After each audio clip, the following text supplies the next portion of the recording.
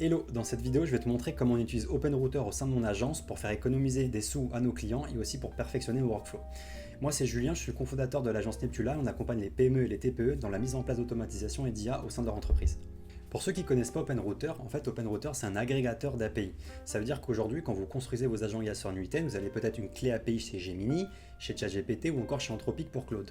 OpenRouter, l'avantage, c'est qu'avec une seule clé API, vous avez accès à tous les modèles, à tous les LLM présents aujourd'hui sur le marché. L'avantage à ça, c'est que vous pouvez contrôler vos coûts, changer rapidement et pas besoin d'avoir multi-compte. Je vous montre tout ça sur mon écran, vous allez mieux comprendre. Ok, alors comment fonctionne OpenRouter? Donc je vous mettrai le lien d'OpenRouter en description, je vous laisse aller dessus. Donc en fait, OpenRouter, ils ont un pricing au crédit, c'est-à-dire que vous payez à l'utilisation. Mais ça, normalement, vous devez être habitué, c'est déjà ce que vous faites normalement avec OpenAI, ChatGPT ou encore Anthropic. Déjà, il y a quelque chose qui est très sympa avec OpenRouter, c'est que si je me rends dans Search et que je cherche par exemple un modèle, on va commencer peut-être avec DeepSeek. Hop, on peut voir ici que déjà j'ai le coût par token, parce que c'est vrai qu'avec Claude ou encore OpenAI, le coût par token il est un peu planqué quand même. Il faut souvent demander, aller chercher sur internet, donc vous n'avez pas vraiment conscience de ce que vous consommez.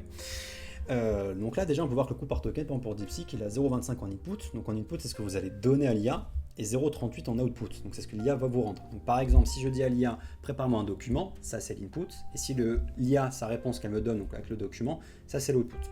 Ensuite, ici vous avez des catégories, donc ça peut vous intéresser si jamais vous voulez utiliser un LLM dans un certain modèle pour quelque chose de spécifique.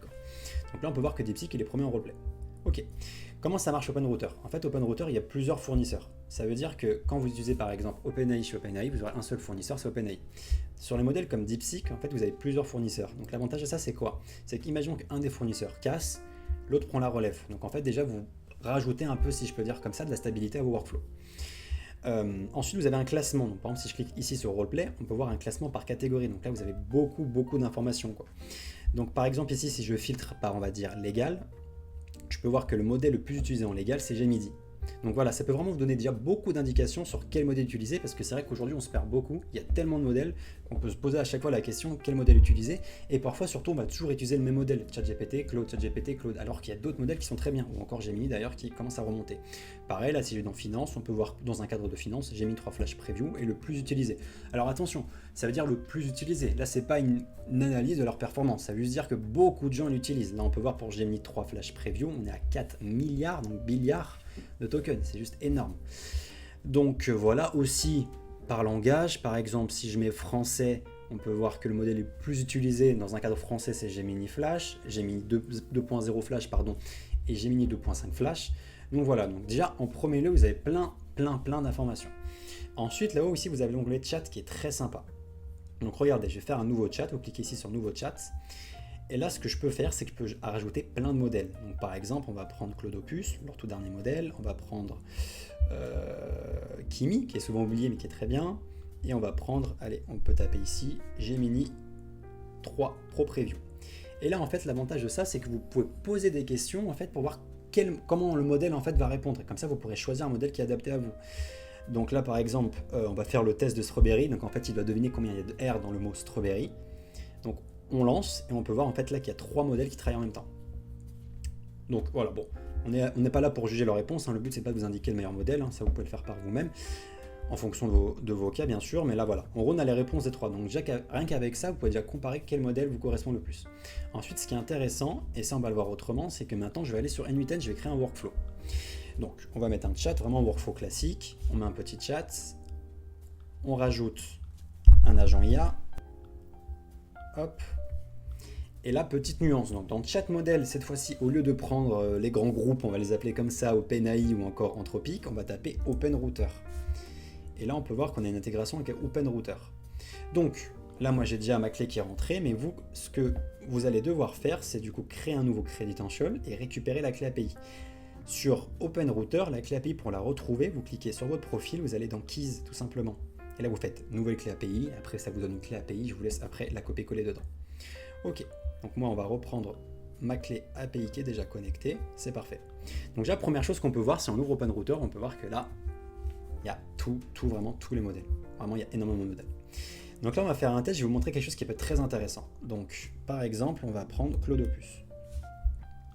Ok, on va lui donner une instruction vraiment toute bête, système message, hop, réponds à mes demandes, tout simplement. Ok. Et là, ce que je vais faire, c'est que je vais lui poser une question, par exemple, quel est le meilleur modèle selon toi? Hop. Donc on va attendre qu'il nous réponde. Il y a quelque chose qui peut vous intéresser dans certains cas. Et je pense qu'ils l'ont tous les cas en vrai, parce que nous, au sein de notre agence, c'est ce qu'on fait afin de faire des économies sur les coûts par API, parce que c'est sûr que quand vous utilisez ça en interne pour 3-4 requêtes par mois, ou par semaine ou par jour, j'abuse de dire par mois, vous n'allez pas sentir la différence. Mais surtout dans les cas de chatbot, d'analyse de documents, de génération de factures, ça peut vite fait chiffrer. Alors je suis d'accord que l'IA a déjà fait économiser beaucoup d'argent comparé à un humain, mais le but c'est de pousser ces économies-là, et c'est ce qui plaît en fait auprès des gens.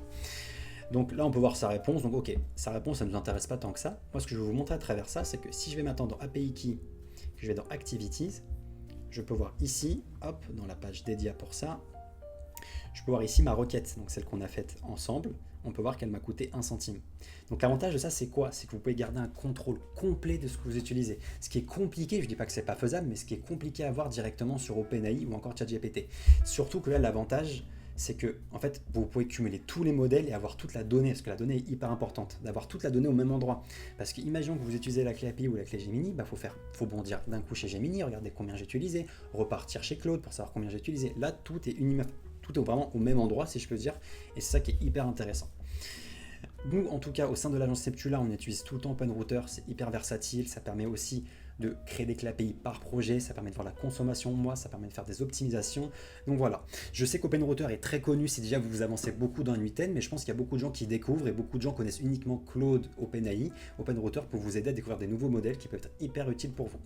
Voilà, donc si ce format de vidéo vous a plu, n'hésitez pas à laisser un petit commentaire et un pouce bleu, hein, ça m'aide vraiment pour ma chaîne YouTube, surtout qu'on a préparé plein de vidéos qui suivent pour la suite, donc je vous invite à vous abonner et n'hésitez pas si vous avez une question, je vous répondrai en commentaire. Merci.